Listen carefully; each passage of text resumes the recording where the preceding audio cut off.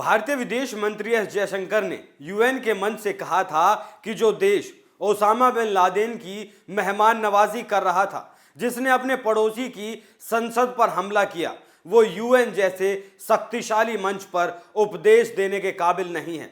विदेश मंत्री के इस बयान से बिलावल भुट्टो बौखला गया और बौखलाहट में वो बोल दिया जिसका अंजाम पूरे पाकिस्तान को भुगतना पड़ेगा। बिलावल भुट्टो ने जाहिलियत की हदें पार करते हुए कहा कि ओसामा बिन लादेन तो मर गया, लेकिन गुजरात का कसाई अभी जिंदा है, वो है भारत का प्रधानमंत्री। बिलावल के इस बयान के बाद हिंदुस्तान का पारा गर्म हो गया और जगह जगह इस जाहिल नेता के पुतले फूंके जाने लगे। एक बीजेपी नेता ने ऐलान कर दिया कि जो पाकिस्तानी बिलावल का सिर कलम करेगा उसे 2 करोड़ रुपए का इनाम दिया जाएगा, क्योंकि पैसों के लालच में तो पाकिस्तान कुछ भी कर सकता है। मांग उठने लगी कि बिलावल को अपने बयान के लिए माफी मांगनी पड़ेगी, जो कि पाकिस्तान के खून में नहीं है।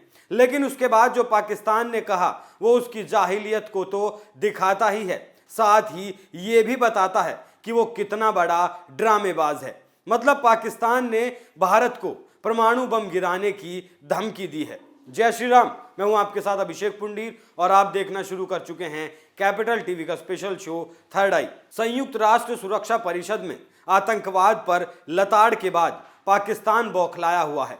पाकिस्तान के विदेश मंत्री बिलावल भुट्टो जरदारी और विदेश राज्य मंत्री हिना रब्बानी खार के बाद अब वहां की सामाजिक सुरक्षा मंत्री साजिया मरमी ने भारत को गीदड़ भभकी दी है। शहबाज शरीफ सरकार की महिला मंत्री साजिया मरमी ने भारत को परमाणु हमले की धमकी दी। उन्होंने कहा कि पाकिस्तान ने एटम बम खामोश बैठने के लिए नहीं बनाया। उन्होंने कहा कि पाकिस्तान मुंह तोड़ जवाब देना जानता है। यदि भारत की ओर से कोई कार्रवाई की गई तो उसका जवाब दिया जाएगा। पाकिस्तान वो मुल्क नहीं है जो एक थप्पड़ के बाद अपना दूसरा गाल आगे करेगा। पाकिस्तान जवाब देना जानता है। हमने एटम बम खामोश बैठने के लिए नहीं बनाए। ये उस देश की धमकी है जिसे मांगने पर भीख भी नहीं मिलती। चीन और अरब देशों से पैसा लेकर ये अपनी जनता का पेट पालता है और धमकी परमाणु की डराने का तरीका अच्छा खोजा है पाकिस्तान ने, जिसने 1948 में, 1965 में, 1971 में और फिर 1999 में मुंह की खाई हो, वो परमाणु हमला करेगा। आपको पता है जब 71 की लड़ाई खत्म हुई उस वक्त तीनों देशों के शिविरों में पाकिस्तान के युद्धबंदी भरे पड़े थे, जिन्होंने हिंदुस्तानी सेना के सामने घुटने टेके थे। जो देश सिर्फ उत्तर प्रदेश का मुकाबला नहीं कर सकता वो परमाणु गिराएगा।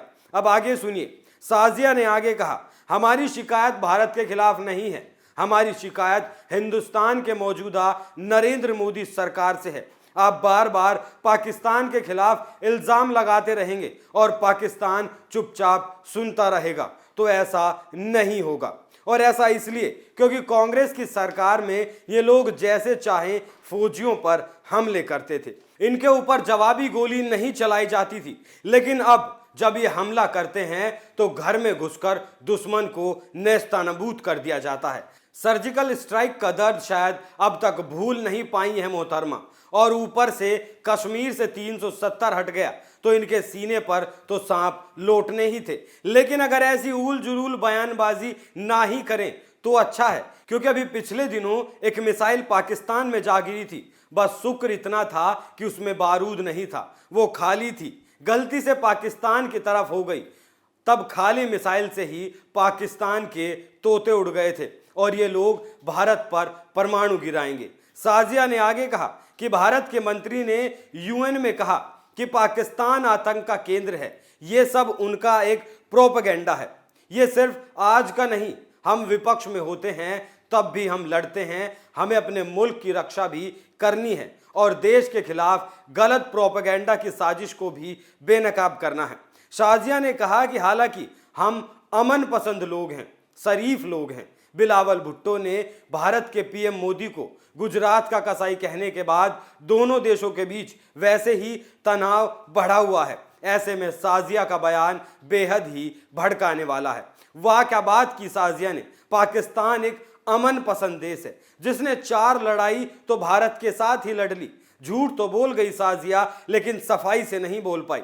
50 साल की साजिया मरमी पाकिस्तान के सिंध प्रांत से राजनीतिक घराने से ताल्लुक रखती हैं।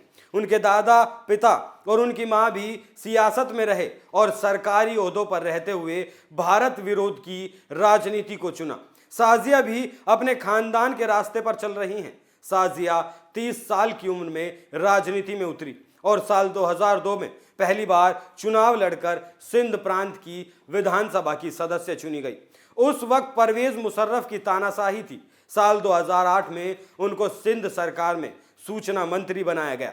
अब वो राष्ट्रीय राजनीति में अपने आप को स्थापित करने के लिए भारत विरोध की राजनीति अपना रही हैं। आपको बता दें, साजिया मरमी ने बिलावल भुट्टो के खिलाफ भारत में उपजे गुस्सा और जगह जगह उनके जलाए गए पुतलों के बाद ये धमकी दी। साजिया ने आगे कहा, सुधर जाओ, बिलावल भुट्टो के पुतले जलाने की धमकी दे रहे हो, जबकि तुम्हारे तो खुद के पुतले हिंदुस्तान में जल रहे हैं। बिलावल भुट्टो ने प्रधानमंत्री नरेंद्र मोदी को गुजरात का कसाई कहा था। इसके बाद देश में आक्रोश फैल गया। इससे पहले यूएन में भारत के विदेश मंत्री एस जयशंकर ने पाकिस्तान की पोल खोलते हुए कहा था कि जो देश पड़ोसी के संसद पर हमला कर सकता है, ओसामा बिन लादेन की मेजबानी करता है, आतंकियों को शरण देता है, वो संयुक्त राष्ट्र में आतंकवाद पर उपदेश दे रहा है। पाकिस्तान आतंकवाद के खात्मे पर जबान खोल दे, ऐसा हो नहीं सकता। वो इसलिए नहीं कर सकता क्योंकि कोई अपनी फैक्ट्री को कैसे बंद कर सकता है? इनकम बंद हो जाएगी, फिर धमकी कैसे दी जाएगी? आतंकवाद का सारा खेल पाकिस्तान ने कश्मीर को पाने के लिए रचा, लेकिन कुछ हासिल नहीं कर पाया, क्योंकि पूरा कश्मीर हिंदुस्तान का है और रहेगा। और जब से 370 हटी है, तब से तो मोदी इनका सबसे बड़ा दुश्मन बन गया। लेकिन अब पाकिस्तान को यह बात समझ जानी चाहिए कि हिंदुस्तान में अब कांग्रेस की सरकार नहीं है, यहां अब मोदी है। तो अपनी जाहिलियत को अपने पास रखे।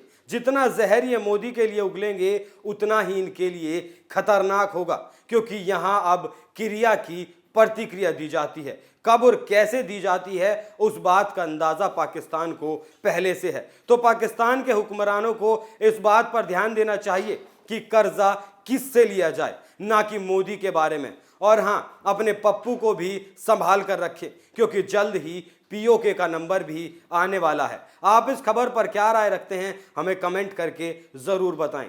थर्ड आई में आज के लिए इतना ही। कल फिर मुलाकात होगी एक नए मुद्दे के साथ। तब तक देखते रहिए कैपिटल टीवी। नमस्कार।